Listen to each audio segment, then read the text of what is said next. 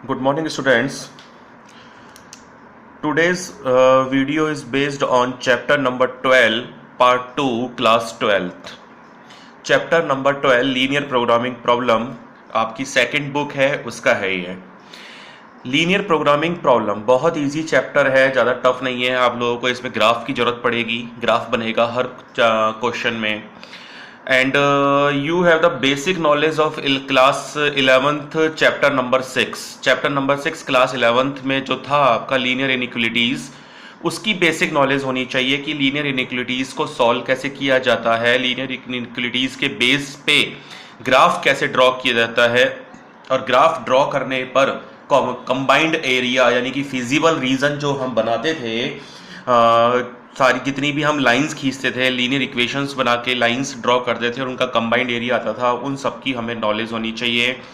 Dark line and dotted line किस condition में बनती है, इसकी नॉलेज होनी चाहिए। तो ये चैप्टर बहुत इजी चैप्टर है, ज़्यादा टफ चैप्टर नहीं है। स्टूडेंट्स, इसमें एक्सरसाइज 12.1 में एक्सरसाइज 12.1, 2, 3 तीन एक्सरसाइज मिलेंगी हमें। 12.1, 2 और 0.3 मिसलेनियस एक्सरसाइज है आपकी। जो 12.1 में तो हमें लीनियर इनइक्वलिटीज क्लियरली हमें मिलेंगी, कोई लैंग्वेज हमारे पास नहीं होंगी, लीनियर इनइक्वलिटीज होंगी हमारे पास, उन्हें सॉल्व करके हमें ग्राफ के अकॉर्डिंग वैल्यूज बतानी है। तो स्टूडेंट्स, यहाँ पे मैं एक एग्जाम्पल ले रहा हूँ, उस एग्जाम्पल के थ्रू हम इस चैप्टर को समझने की कोशिश करेंगे। स्टार्टिंग में मैं आपको 2 और 3 एग्जाम्पल्स बताऊंगा, उन एग्जाम्पल्स के थ्रू हम समझने की कोशिश करेंगे। इस एक्सरसाइज में हमारे पास दो तरीके के ग्राफ बनेंगे, एक बाउंडेड एरिया और एक अनबाउंडेड एरिया। बाउंडेड एरिया मतलब जो चारों तरफ से घिरा हुआ है लाइंस से, यानी कि जो हमने देखे थे 11th क्लास में अनबाउंडेड और बाउंडेड। अनबाउंडेड ऐसा होगा जो ओपन एरिया होगा, जो लाइंस जिसे ऑक्यूपाई नहीं कर पाएंगी, वो अनबाउंडेड होगा। तो दोनों सिचुएशंस में हम वैल्यूज कैसे फाइंड कर सकते हैं वो देखेंगे। तो सबसे पहले मैं आपको उसको समझाने के लिए एक क्वेश्चन ले रहा हूं, एक एग्जांपल देखते हैं, उससे हम समझने की कोशिश करते हैं इस पूरे चैप्टर की थ्योरी। स्टूडेंट, ज्यादा घबराने की जरूरत नहीं है, बिकॉज इसमें कोई फॉर्मूलेज नहीं है, कोई टफ थ्योरी नहीं है, लेकिन जो भी छोटी मोटी थ्योरी है उसको इस एग्जाम्पल के थ्रू समझने की कोशिश करेंगे हम। तो स्टूडेंट्स, हमारा जो चैप्टर है लीनियर प्रोग्रामिंग प्रॉब्लम, इसमें सबसे पहले एक एग्जांपल लिया मैंने। A furniture dealer deals in only 2 items, tables and chairs. एक फर्नीचर डीलर है, वो सिर्फ 2 आइटम्स में डील कर रहा है, टेबल्स एंड चेयर्स में। He has ₹15,000 to invest. उसके पास सिर्फ 50,000 रुपए हैं इन्वेस्ट करने के लिए, यानी कि टेबल और चेयर खरीदने के लिए। एंड हैज स्टोरेज स्पेस, यानी कि उन टेबल और चेयर को खरीदने के बाद रखने के लिए 60 पीसेस का स्टोरेज स्पेसेस है। 60 पीसेस हो सकते हैं, चेयर हो सारी या सारी टेबल्स हो या दोनों का कॉम्बिनेशन हो। अ टेबल कॉस्ट 2500, एक को टेबल की कॉस्ट है 2500 और एक चेयर की कॉस्ट है 500, जो वो खरीद के लाता है अपनी शॉप पर। He estimates that from the sale of one table he can make a profit of ₹250। एक टेबल को सेल करने पर उसको 250 का प्रॉफिट होता है। उसी जगह एक that from the sale of one chair a profit of 75 रुपए, 75 रुपए का प्रॉफिट होता है एक चेयर को सेल करने पर। He wants to know how many table and chair he should buy, यानी कि वो कितनी टेबल और चेयर खरीदे, अपनी शॉप पर रखे, कि फ्रॉम द अवेलेबल मनी 50,000 में से, so to maximise his total profit, यानी कि उसको प्रॉफिट मैक्सिमम से मैक्सिमम हो, यानी कि कितनी टेबल खरीदे, कितनी चेयर खरीदे बेचने के लिए, सेल करने के लिए। Assuming that he can sell all the item he which he buy, यानी कि वो जितनी भी आइटम्स खरीद के अपनी शॉप पे ला रहा है, वो हम अज्यूम कर रहे हैं वो सारा की सारा माल बेच रहा है। तो इस कंडीशन में स्टूडेंट्स, हमें यहाँ पे 2 चीज फाइंड करनी है। First one, how many table how many chair should he buy, कि उसको कितनी टेबल और कितनी चेयर्स खरीद के अपने पास लानी चाहिए, अपनी शॉप पे रखनी है बेचने के लिए, और वो किस तरह से अपना प्रॉफिट मैक्सिमम कर सकता है। बट कंडीशन है 50,000 रुपए ही इन्वेस्ट करने हैं और 60 पीस ही स्टोरेज कैपेसिटी उसके पास है। Storage capacity in the sense गोदाम, एक शॉप पे जो जगह होती है माल को रखने के लिए, वो सिर्फ 60 पीस ही रख सकता है। तो स्टूडेंट्स, यहां पे हम कुछ कंडीशंस लेके चलते हैं, जिससे देखते हैं उसका प्रॉफिट मैक्सिमम होता है या नहीं। और कितनी टेबल और कितनी चेयर पे कितना मैक्सिमम प्रॉफिट जा रहा है। मान लीजिए स्टूडेंट मैंने एक फर्स्ट कंडीशन ले ली, 50,000 उसको इन्वेस्ट करना है। 50,000 में मान लीजिए उसने सारी टेबल खरीद ली और टेबल की कॉस्ट है 2500। टेबल की कॉस्ट कितनी है स्टूडेंट्स? 2500। चाहे तो मैं एक बार यहां लिख देता हूं, एक टेबल की कॉस्ट है 2500, एक चेयर की कॉस्ट है स्टूडेंट 500। प्रॉफिट ऑफ टेबल है, एक टेबल पे प्रॉफिट हो रहा है उसको 250 रुपए का, और प्रॉफिट ऑफ चेयर, एक चेयर का प्रॉफिट हो रहा है उसको स्टूडेंट 75 रुपए का। 50,000 सिर्फ इन्वेस्ट कर सकता है, उसकी पॉकेट में जो मनी है वो 50,000 है, और 60 पीस का स्टोरेज कैपेसिटी उसके पास है। तो मान लीजिए स्टूडेंट्स उसके दिमाग में ये आया कि एक टेबल पे ज्यादा प्रॉफिट हो रहा है इंस्टेड ऑफ चेयर, तो क्यों ना मैं सारी टेबल ही खरीद लूं। तो उसने टेबल खरीद ली उसने 20 टेबल्स उसने खरीद ली। ठीक है, अब एक टेबल का प्रॉफिट है कितना? 250। तो प्रॉफिट ऑफ 20 टेबल्स का प्रॉफिट कितना हो जाएगा स्टूडेंट्स? 20 इंटू 250, 5,000 रुपए का उसको प्रॉफिट हो गया। कितना हो गया? 5,000 रुपए का। देखते हैं और कोई सिचुएशन। वो सोच रहा है क्यों ना मैं सारी की सारी चेयर ही खरीद लूं, टेबल की जरूरत ही नहीं।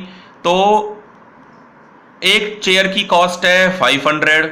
कितनी चेयर खरीद सकता है? 100 चेयर खरीद सकता है वो, 100 चेयर। प्रॉफिट कितना हुआ? 100 इंटू एक चेयर का प्रॉफिट है 75, यानी कि 7500 ये प्रॉफिट हो गया। अच्छा है, 5,000 ज्यादा प्रॉफिट 7500 हो गया। बट स्टूडेंट्स कैपेसिटी हमको 60 रखनी है। 100 चेयर तो खरीद नहीं सकता, 40 चेयर कहां फेंकेगा वो उठा के? 40 चेयर तो वो उठा के फेंक ही नहीं सकता कहीं पे, कहां रखेगा 40 चेयर? यानी कि ये कंडीशन फेल, इस कंडीशन को ले सकते। थर्ड सिचुएशन, मान लो वो 100 चेयर ना खरीद के 60 चेयर खरीद लेता है, यानी कि 60 चेयर और एक चेयर की कॉस्ट है 500। तो कितना हुआ स्टूडेंट्स? 30,000 वो इन्वेस्ट कर सकता है। 30,000 वो इन्वेस्ट कर सकता है, और 30,000 इन्वेस्ट करेगा तो प्रॉफिट कितना होगा स्टूडेंट्स? वो 100 चेयर खरीद नहीं सकता क्योंकि 100 चेयर की कैपेसिटी उसके पास नहीं है, उसको सिर्फ 60 पीस ही रख सकता है वो अपनी शॉप में। तो 60 पीस खरीद लिए, एक चेयर की कॉस्ट है 500, तो 30,000 उसने अपने जेब में से खर्च कर दिए। प्रॉफिट हुआ 60 चेयर का 75 रुपए पर चेयर के अकॉर्डिंग 4500 का। ठीक है, प्रॉफिट सही है, बट ये कंडीशन भी नहीं हो सकती। अब बोलेंगे सर इसमें क्या प्रॉब्लम है? आपको तो हर कंडीशन में प्रॉब्लम हो रही है। स्टूडेंट्स सीधी सी बात है, उसको इन्वेस्ट करना है 50,000 रुपए, उसको 50,000 इन्वेस्ट करना है। इन्वेस्ट कर कितना रहा है? 30,000। बचा कितना? 20,000। 20,000 कहां जाएगा? क्या करेगा वो? अपनी पॉकेट में रखेगा? नहीं रख सकता। इसलिए deal is not beneficial, because we है जो शॉपकीपर है उसके पास 50,000 हैं, लेकिन वो इन्वेस्ट कर रहा है 30,000। What about 20,000? 20,000 उसको अपनी पॉकेट में नहीं रखना, उसको तो 50,000 पूरा की पूरा इन्वेस्ट करना है। यानी कि ये डील भी बेकार रही। तो यानी कि देखिए, अगर 60 की 60 चेयर खरीद रहा है तो टेबल खरीद रहा है उसके मुकाबले प्रॉफिट कम हो रहा है। 20 टेबल तो खरीद सकता है, 60 पीसेस की स्टोरेज कैपेसिटी है, तो 60 में 20 तो आराम से फिट हो जाएगी। लेकिन प्रॉफिट हो रहा है 5,000 का, 60 चेयर पे प्रॉफिट हो रहा है 4,500 का, यानी कि ये ज्यादा बेटर है इससे। तो हो सकता है स्टूडेंट्स, मेरा बताने का मतलब यह है कि ऐसी जाने कितनी सिचुएशंस होंगी जिसमें प्रॉफिट डिफरेंट आएगा। तो हमें यह फाइंड करना है कि जितना भी प्रॉफिट आ रहा है, डिफरेंट जो प्रॉफिट आ रहे हैं, उसमें सबसे हाई प्रॉफिट कितना होगा, सबसे मैक्सिमम प्रॉफिट कितना होगा, जिसकी वजह से उसकी जो डील है 50,000 इन्वेस्ट करना, 60 पीस अपने शॉप पे रखना, वो मैक्सिमम से मैक्सिमम अच्छे से यूटिलाइज हो जाए, यानी कि ज्यादा से ज्यादा उसको प्रॉफिट मिले, ज्यादा से ज्यादा उसका स्पेस कवर हो जाए, 50,000 पूरा इन्वेस्ट हो जाए और प्रॉफिट मैक्सिमम हो जाए, तो यहां उसकी टेंशन शॉपकीपर की ये है कि भैया कितना मैं चेयर खरीदूं, कितनी टेबल खरीदूं। तो एक सिचुएशन और देखते हैं स्टूडेंट, हो सकता है उसने 10 टेबल्स खरीद ली प्लस 50 चेयर खरीद ली, 10 टेबल्स खरीद ली, 50 चेयर खरीद ली। 10 टेबल की कॉस्ट 2500 एक की कॉस्ट है, प्लस 50 और 500 रुपए एक की कॉस्ट है, तो ये हो गया 25,000 प्लस ये भी हो गया 25,000। तो अच्छा है स्टूडेंट्स, पूरा की पूरा 50,000 तो उसने इन्वेस्ट कर दिया। अच्छा है, 10 टेबल 50 चेयर। अब देखते हैं प्रॉफिट कितना हो रहा है इस कंडीशन में। प्रॉफिट 10 टेबल्स का प्रॉफिट 250 के हिसाब से और 50 चेयर का प्रॉफिट 75 के हिसाब से, तो ये तो हो गया 2500 प्लस 50 इंटू 75, ये हो गया 50 इंटू 75 3750, यानी कि प्रॉफिट हो गया 6250। ये प्रॉफिट और भी अच्छा है, ऊपर जितनी भी कंडीशन है 5040। ये डील तो हो ही नहीं सकती क्योंकि 100 चेयर खरीद नहीं सकता, 100 चेयर का प्रॉफिट हमें देखना ही नहीं है। तो 5000, 4500 और 6250, तो तीनों में मैक्सिमम प्रॉफिट ये आ गया। क्वेश्चन सॉल्व हो गया। सर जय जय राम जी की, बाय बाय। गलत। अभी ऐसी हो सकती है और भी सिचुएशन हो, 10 टेबल 50 चेयर की जगह हो सकता है 20 टेबल 30 चेयर, यानी कि कुछ भी हो सकता है। तो हमें इस तरह की सिचुएशन फाइंड करनी है by the linear programming problem. तो this kind of problem is called what? Linear programming problem. This kind of problem is called what? Linear programming problem. तो क्या है इसका बेसिक फंडा, क्या थ्योरी है, अब आगे देखते हैं इसमें। तो students, what we are doing here, हम यहां क्या कर रहे हैं? We are doing here to find the number of table and chair to maximise the profit. Please video pause करके जो मैं बोल रहा हूं या जो लिख रहा हूं उसको नोट करते जाइए, आपके लिए फायदे के लिए ही है। तो हम यहां क्या कर रहे हैं? To find the number of table and chair to so maximise the profit, क्योंकि हमारे पास लिमिटेड मनी है 50,000 और लिमिटेड स्टोरेज कैपेसिटी है फॉर 60 पीस। तो बात यहां ये आती है व्हाट इज ऑप्टिमाइजेशन। अब हमें यहां ये कहेगा optimise this problem to find the maximum profit. हमारे पास क्वेश्चन ये आएगा optimise this problem to find the maximum profit. तो व्हाट इज ऑप्टिमाइजेशन? कि सर एक नया वर्ड यूज आया, ऑप्टिमाइजेशन। हम प्रॉब्लम का ऑप्टिमाइजेशन क्या कैसे करेंगे? सबसे पहली बात यह है ऑप्टिमाइजेशन है क्या चीज। ऑप्टिमाइजेशन मतलब यह है कि जो भी सिचुएशन है, जो प्रॉब्लम है, उसे हम अपने फेवरेबल कैसे बनाएं। This is optimisation. किसी भी चीज को ऑप्टिमाइज करना यही होता है कि उसे हम अपने फेवरेबल कैसे बनाएं। तो मैं एक लाइन बोल रहा हूं students, please note down. Effective utilization of resources मतलब मनी, स्टोरेज कैपेसिटी या अदर जो भी हमें क्वेश्चन में गिवन है, यानी कि इफेक्टिव यूटिलाइजेशन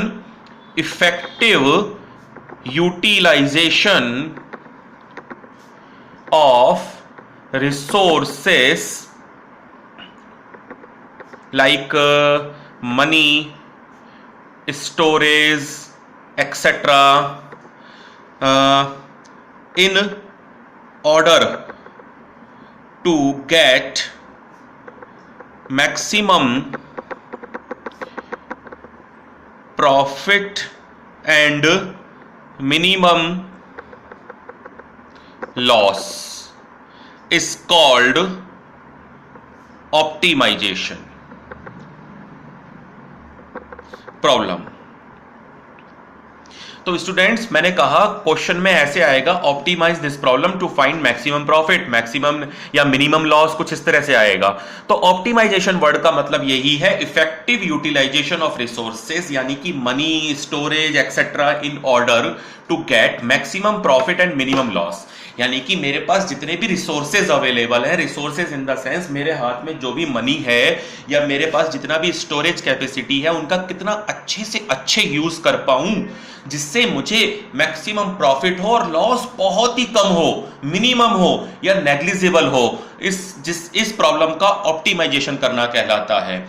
यानी कि जो मेरे पास 50,000 है वो पूरा की पूरा तो इन्वेस्ट कर दूं मार्केट में अपना माल खरीदने के लिए, और जो 60 पीस के स्टोरेज कैपेसिटी है पूरी की पूरी इसको यूटिलाइज भी कर लूं मैं कि 60 से ऊपर ना जाए, जिससे मेरे को वो अपनी शॉप से बाहर ना रखूंगा सामान मैं, चेयर टेबल। ऐसा है कि 60 पीस की स्टोरेज कैपेसिटी है तो गोडाउन में 60 पीस ही रखे जाएंगे या उससे कम रखे जाएंगे। क्लियर है, ज्यादा रख नहीं सकता। तो ये इफेक्टिव यूटिलाइजेशन हुआ कि इफेक्टिव यूटिलाइजेशन किस तरह से हम करें। जैसे आप लोगों का एग्जाम है, 2 दिन है, 2 दिन बाद मैथ का पेपर है, तो किस तरह से आप अपने टाइम का यूटिलाइजेशन करो कि आप मैक्सिमम से मैक्सिमम नंबर आप एग्जाम में लेकर आओ और मिनिमम आपकी गलतियां हो, मिनिमम मिस्टेक्स हो। तो आप एक पहले से ही लेसन का प्लान कर लोगे, टाइम टेबल बना लोगे, प्लानिंग कर लोगे, उस प्लानिंग के अकॉर्डिंग आप अपना चैप्टर्स, अपना सिलेबस कवर करोगे to give the exam, find the getting the maximum profit. This is what, this is plan of action. This is what, plan of action. Action क्या है यहाँ पे स्टूडेंट्स? एक्शन है हमको एग्जाम देना है, ये एक्शन है। इस एग्जाम की तैयारी जो कर रहे हो वो प्लान ऑफ एक्शन है। तो प्लान ऑफ एक्शन क्या है? प्रोग्रामिंग। जैसे मैंने बताया लीनियर प्रोग्रामिंग आपका एक चैप्टर का नाम है। मैंने क्या बोला? प्रोग्रामिंग। प्रोग्रामिंग का मतलब होता है plan of action. Plan of action कि आप जो भी एक्शन लेने वाले हैं उसका प्लान कैसे करें। तो कैसे करें? How to plan. How to plan, सीधी सी बात है। मान लो आज आपका फिजिक्स का पेपर था 3 दिन बाद, या फिर आज अकाउंट का पेपर था, या किसी बीएसटी किसी अदर सब्जेक्ट का पेपर था, 3 दिन बाद मैथ्स का पेपर है। तो how to plan to give the exam.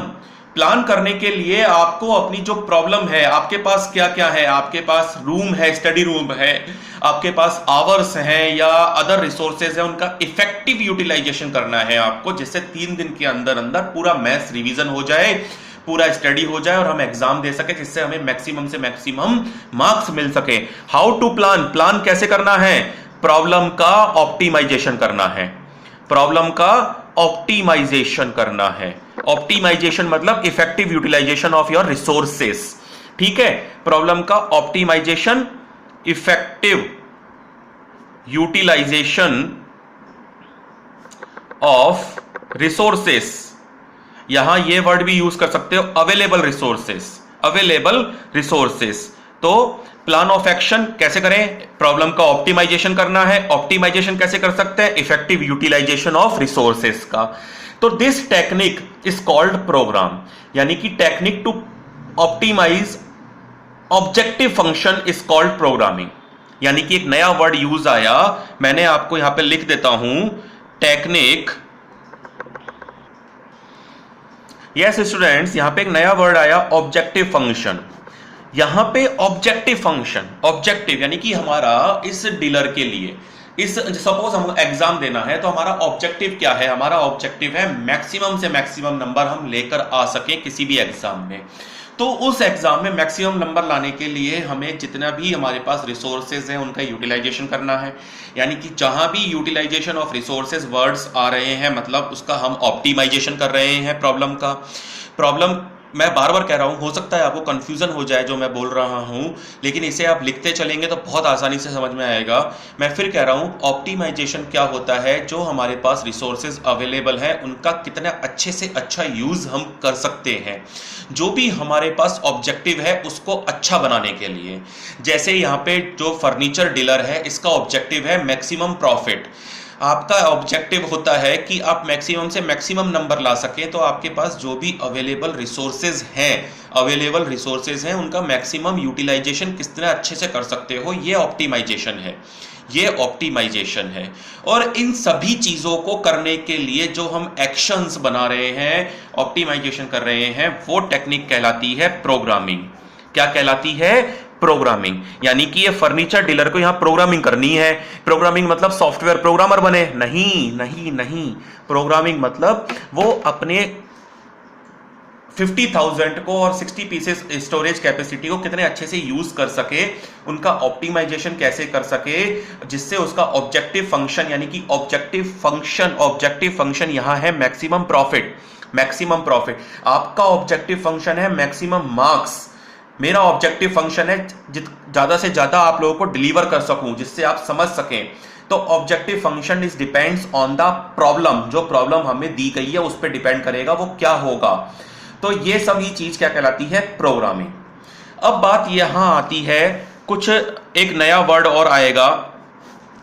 मान लीजिए मैंने लेट नंबर ऑफ टेबल्स ले लिया x और नंबर ऑफ चेयर्स ले लिया y। These values are called what, optimal values, यानी कि वो वैल्यूज जो ऑप्टिमाइजेशन करने में काम आएंगी। ऑप्टिमाइजेशन तभी तो कर पाएंगे जब हमें पता चले कितनी नंबर ऑफ टेबल्स हैं, कितनी नंबर ऑफ चेयर्स हैं, तभी तो हमारा ऑप्टिमाइजेशन होगा। ऑप्टिमाइजेशन अच्छे से हो पाएगा, यानी कि इफेक्टिव यूटिलाइजेशन रिसोर्सेस का अच्छे से हो पाएगा, तभी तो हमारा मैक्सिमम प्रॉफिट आ पाएगा। तो जो वो मैक्सिमम प्रॉफिट है वो डिपेंड किस पर है, number of table, number of chairs पर। तो ये नंबर ऑफ टेबल्स x और नंबर ऑफ चेयर्स y कहलाती हैं ऑप्टिमल वैल्यूज, यानी कि वो वैल्यूज जो हमारे अकॉर्डिंग हो, हमारे अनुकूल हो, वो ऑप्टिमल वैल्यूज कहलाएंगी। क्लियर है ये चीज? अब थोड़ा सा और आगे बढ़ता हूं मैं स्टूडेंट। अब आता है स्टूडेंट्स, हमने देखा कि एक प्रॉब्लम क्या है, उस प्रॉब्लम का ऑप्टिमाइजेशन किया। ऑप्टिमाइजेशन मतलब बार बार बोल रहा हूं, इफेक्टिव यूटिलाइजेशन ऑफ रिसोर्सेस। तो हमारी प्रोग्रामिंग हो गई, यानी कि इफेक्टिव यूटिलाइजेशन ऑफ रिसोर्सेज हो गया तो प्रोग्रामिंग हो गई। क्यों हो गई प्रोग्रामिंग? जब हमारा इफेक्टिव यूटिलाइजेशन ऑफ रिसोर्सेज होगा तो ऑप्टिमाइजेशन हो जाएगा। ऑप्टिमाइजेशन होगा तो जो हमारा ऑब्जेक्टिव फंक्शन है, यहाँ पे ऑब्जेक्टिव फंक्शन है मैक्सिमम प्रॉफिट फाइंड करना, तो वो मैक्सिमम प्रॉफिट हमारा निकल जाएगा। तो ये जो प्रोग्रामिंग है, ये जो प्रॉब्लम है, इसे हम बोलते हैं linear programming problem. Linear programming problem. अब सबसे बड़ी बात है student, linear programming problem solve तभी कर सकते हैं जब इसे मैथमेटिकली फॉर्मुलेट करें। क्या करें स्टूडेंट्स? मैथमेटिकली फॉर्मुलेट किया जाए। मैथमेटिकली फॉर्मुलेट मतलब अकॉर्डिंग टू जो कंडीशंस दी हुई हैं उसके अकॉर्डिंग हम इसे चेंजेस करें। Clear students? तो मैं इस चीज को आगे बताता हूं मैथमेटिकली फॉर्मुलेट कैसे की जाती है। यस स्टूडेंट्स मैथमेटिकली फॉर्मुलेट, मैंने कहा let number of, you should start your problem with here, x number of chairs is equal to y। ये हमारी ऑप्टिमल वैल्यूज आ गई, हमने मान लिया। सबसे पहले स्टूडेंट्स कितना इन्वेस्टमेंट है उसका, 50,000 का, यानी कि x टेबल्स हैं और एक टेबल की कॉस्ट है 2500, तो 25 इंटू एक्स टोटल कॉस्ट वो हो गई। कॉस्ट कितनी टेबल्स खरीद ली, प्लस एक चेयर की टोटल चेयर है y और एक चेयर की कॉस्ट है 500, तो कितना इन्वेस्ट हमने चेयर्स में किया, ये आ गया।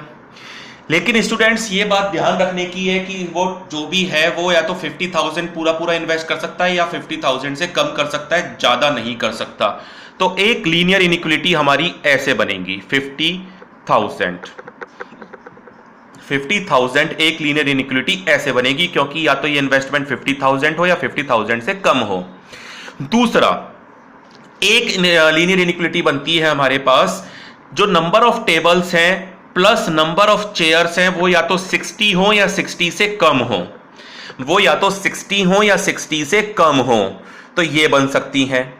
तो स्टूडेंट्स ये हमारे पास कुछ कंस्ट्रेंट्स हैं। What is constraint sir? एक नया वर्ड यूज कर लिया आपने, कंस्ट्रेंट्स। एक नया वर्ड यूज किया, कंस्ट्रेंट्स। कंस्ट्रेंट्स होती हैं हमारे पास, क्या क्या हमारे रास्ते में बाधाएं आ रही हैं या क्या क्या हमें लिमिटेशन दे रखी हैं। ज्यादा अच्छे से समझा सकता हूं मैं आपको लिमिटेशन वर्ड से। तो लिमिटेशन एक क्या दे दिया, 50,000। एक लिमिटेशन दे दिया स्टोरेज कैपेसिटी 60 पीस की।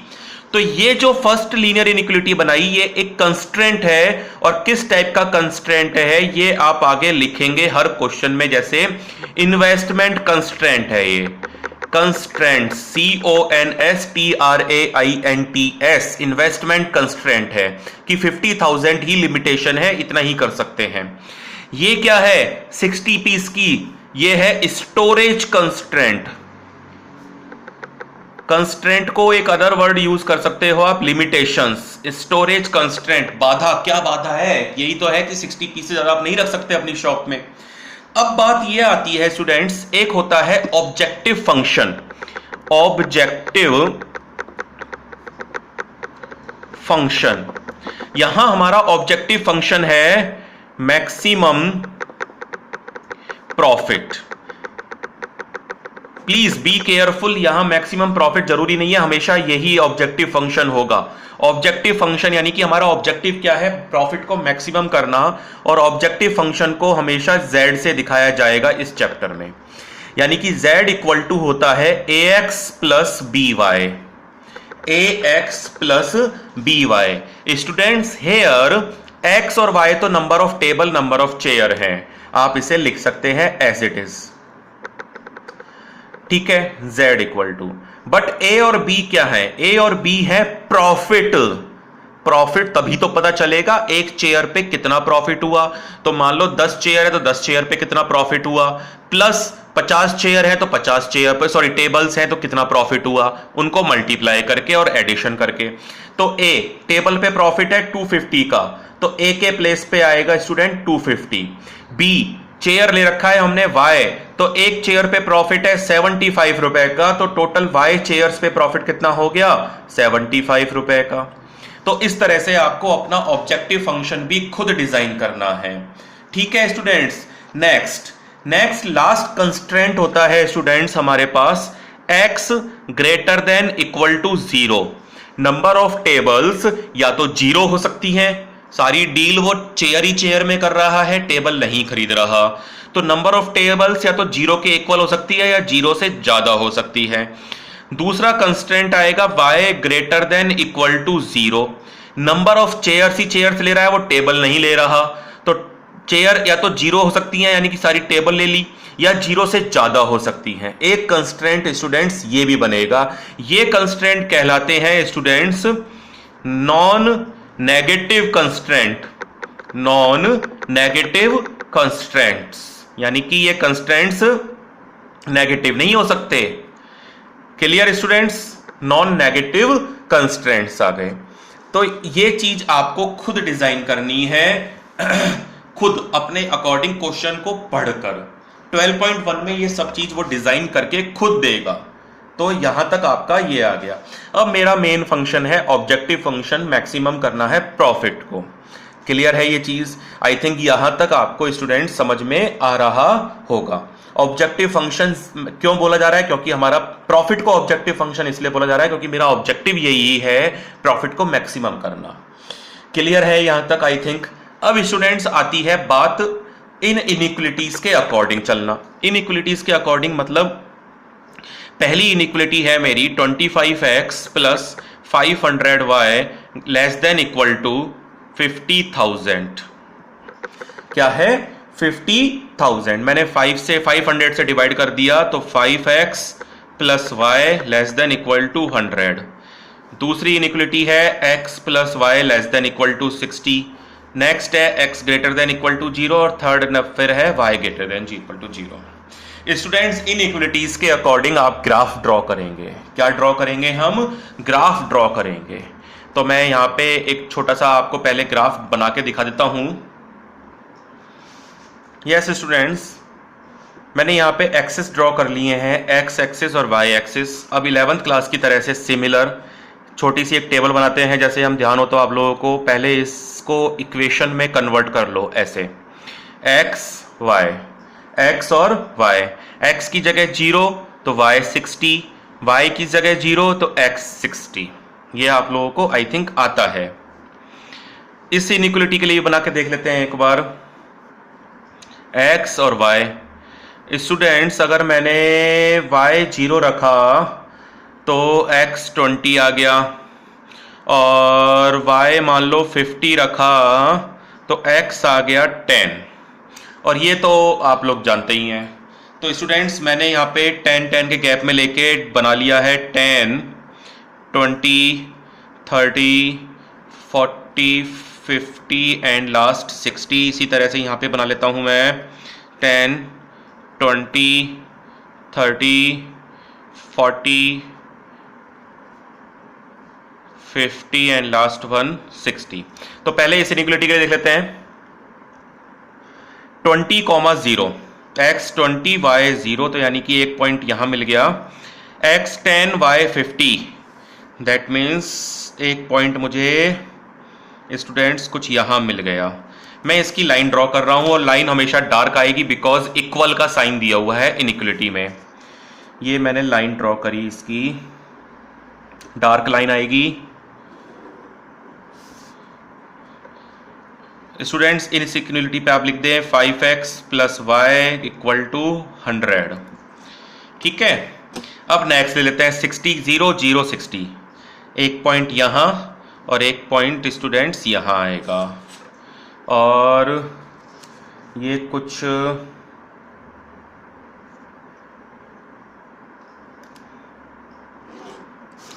ये जो पॉइंट है स्टूडेंट ये होगा 10,50 यहां पे, और ये पॉइंट मिल गया। इस इनइक्वालिटी पे आप लिख दीजिए student x plus y equal to 60। Clear. अब x greater than equal to 0, x greater than equal to 0 का जो एरिया आएगा वो इधर आएगा। मैंने बताया था लास्ट आपको x equal to 0 means y axis और y इक्वल टू 0 में मतलब x एक्सिस इधर आ गया। अब हमें देखना है एरिया कहां जा रहा है। 5x plus y less than equal to 100 में मैंने 0 0 रख दिया। 0 0 रखने पर ठीक है, एरिया इसका मतलब नीचे की साइड आ रहा है यहां। Clear students. इसी तरह से x plus y less than equal to 60, इसमें अगर 0 प्लस 0 रखूंगा तो अभी भी इसमें भी एरिया यहीं आ रहा है नीचे। यानी कि स्टूडेंट्स जो मेरा कॉमन एरिया आया वो कॉमन एरिया ये वाला आ गया। ध्यान से देखिए प्लीज, कॉमन एरिया ये वाला आ गया। तो मैंने आपको स्टार्टिंग में बोला था हमारे पास दो तरह की प्रॉब्लम्स आएंगी, एक बाउंडेड एरिया और अनबाउंडेड। तो स्टूडेंट्स देखिए, आप खुद ध्यान दीजिए, this is the bounded area. ये चारों तरफ से एरिया बाउंड है, चारों तरफ से एरिया क्या है, पैक है, बाउंड है। तो this area is called what, bounded area. Bounded area. और स्टूडेंट्स मैं आपको बताता जा रहा हूं, आप प्लीज नोट करते जाएं। ये जो एरिया होता है बाउंडेड, इस एरिया को कहते हैं हम फिजिबल रीजन। फिजिबल या पॉसिबल रीजन। फिजिबल मतलब जो हमें सॉल्यूशन देगा निकाल के, या जो पॉसिबल होगा सॉल्यूशंस के लिए।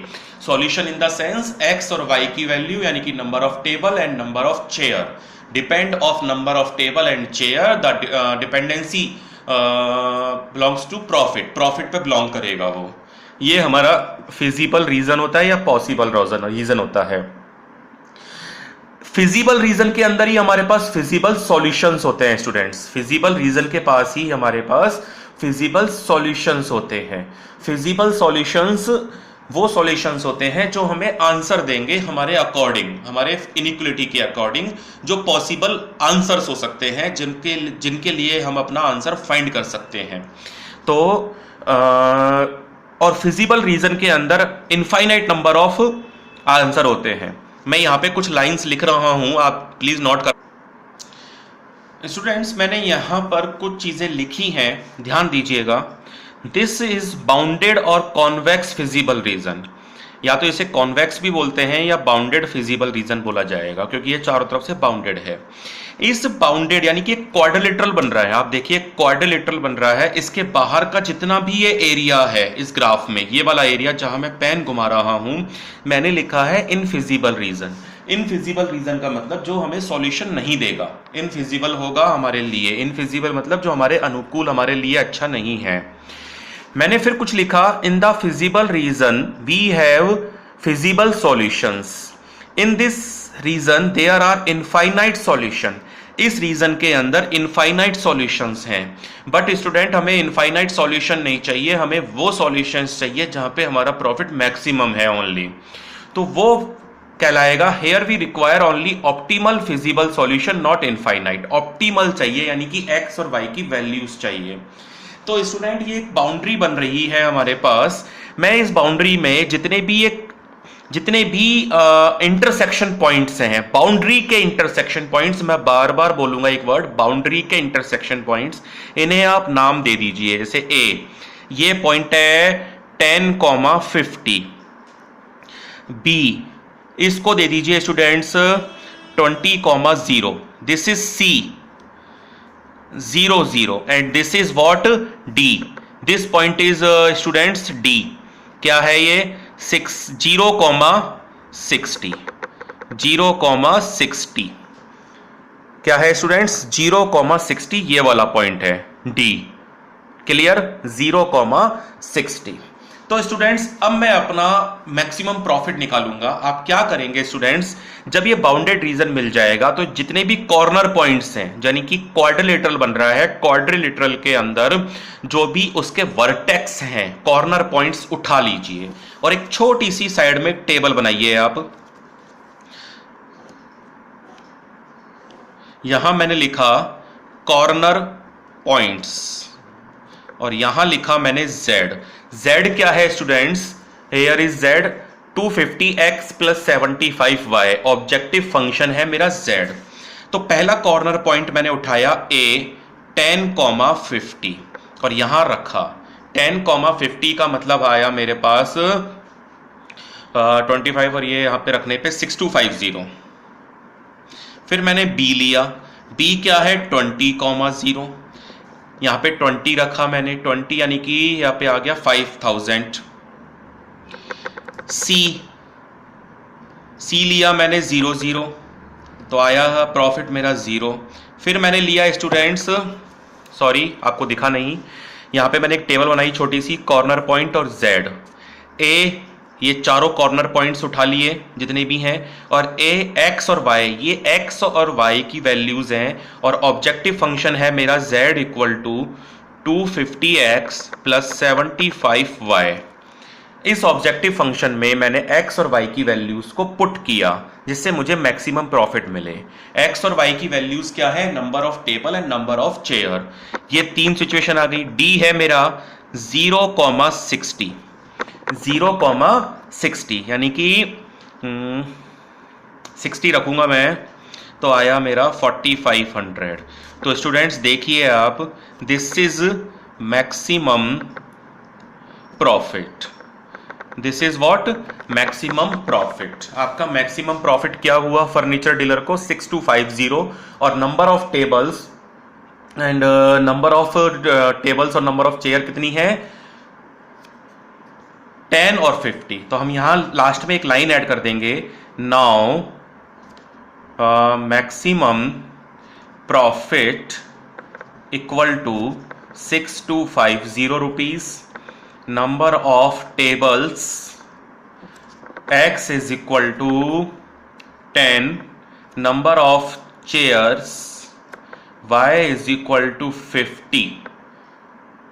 तो these are